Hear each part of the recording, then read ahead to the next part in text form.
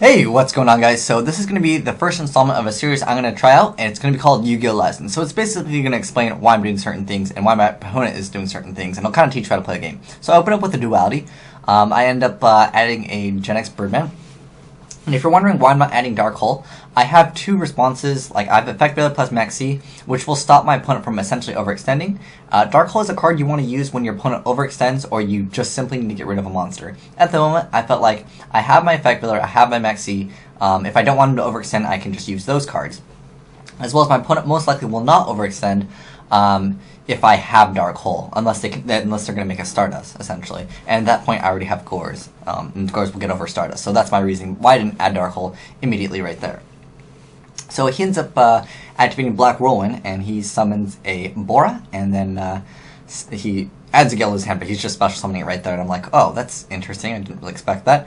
So I'm like, oh, okay, I guess he can, like, half a Gores if he's worried about me having Gores, because I did go first and left my field blank.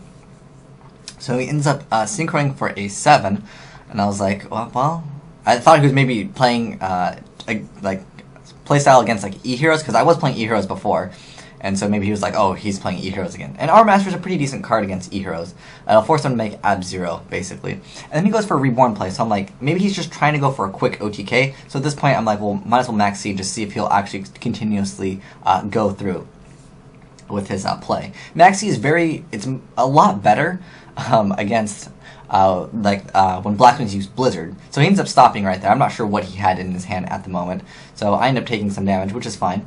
And I'm going to drop Gores on the second attack so I can still have a token. Because since he did not add Clue in the very beginning with the Black Whirlwind, I'm like, okay, he's got to have Clue in his hand. So I'll take the 25 in addition, and then I'll drop it right there. That way he cannot attack over my token, because actually what I want to do with my token this turn is, depending on what I draw into, I drew into heavy, but what I normally want to do is attack into his Bora with my token, because I don't want to get colluded. So of course I'm going to heavy when I can play heavy. It's he already got a +1 off of Black Whirlwind, but he ended up synchroning for it, so it wasn't really a plus. He probably he didn't need to Solemn Judgment right there. I mean, he already got a +1, but that did hurt, losing Solemn Judgment. So at the moment right now, I don't want to run into Clue, because since he did not add Clue, it usually reveals that they have it in their hand. So I was thinking to myself, okay, well, I'll just go and make a Scrap Dragon, because Scrap Dragon can go over the Bora.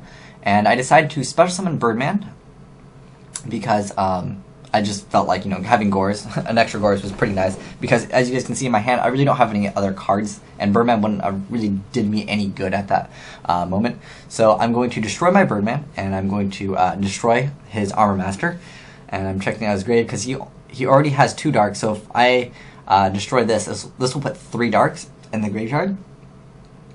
And so his comeback right now could be like Dark Arm Dragon plus any monster pretty much would make it game for me. So what I end up doing is, because I don't want to drop a Gores and then have him just blow it up, so what I do is I set double Miracle Synchro Fusion, because what this will allow me to do is, if he does have that one simple answer, which would be like Dark Armed, which could basically destroy my entire field, I would at least get to draw off of it, and then that way he wouldn't have the destruction, and then I would have Gores plus the 2800 token. He ends up summoning Thunder King, which I'm like, okay, I don't even understand this, and sets 1. So at this point, he's basically bluffing. I know he doesn't have Kalut, and then he books a Moon my Scrap Dragon, and I just flip summon it. I don't understand why. Keep in mind, there's no reason why you'd want to flip a monster face down when it hasn't, been flipped up face up, unless you have some play with Torrential Tribute, because then you could, activate Torrential Tribute. So keep this in mind too. This guy was 650, so he was, decently high rated, I would say. But this is just example of, misplays, I would say, definitely, and things you can learn. And if you're wondering why I went for a Scrap Dragon early on, it's because Black Wings, they don't really get hurt by Stardust Dragon, and I needed to definitely get over that Armor Master. And people in chat were saying I'm supposed to banish Birdman, but it doesn't really matter for this duel. And at this point, I would just summon Tour Guide, and from here, it's going to be pretty much game. I could have actually done multiple things here. What I actually could have done was pop Scrap Dragon.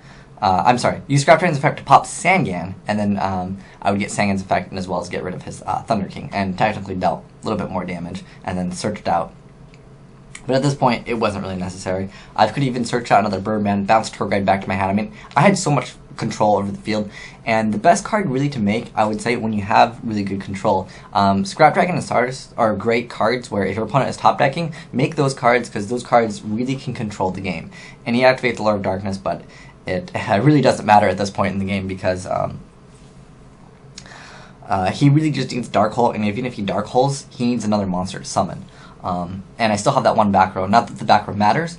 Also, one thing when you're playing against Blackwings is to you can set lots of cards like bluffs, like Amices, that are chainable to when they use Icarus attack. I think this just was an excellent example of this duel. I mean, pretty much this duel is over at this point. He'll add he dualities, and one of the cards is Mirror Force, and he ends up adding Mirror Force, but it doesn't really matter because I have Scrap Dragon. And in chat we were joking, I was like, I won't use Scrap Dragon's effect, but I was gonna like beat him down with Sangan, but obviously at that point in the game I already had game. But yeah, keep in mind that the reason why I did set the Miracle of Synchro Fusions when I had Gores was because if he top decked Darkharm, which is the one card essentially that would hurt the most if he top decked, then I would basically, you know, obviously have an answer to it, because there's really very other few things that he could have established field control with, and I already had, you know, field control right there with that. And on top of Miracle Synchro Fusion, setting it allows me to draw a card, so it's not like I'm going minus. But yeah, this is just an upcoming preview of other lessons that I'm going to be doing, and give me some feedback, guys. Let me know if you guys like this, but thanks for watching. Asian Eyes, signing out.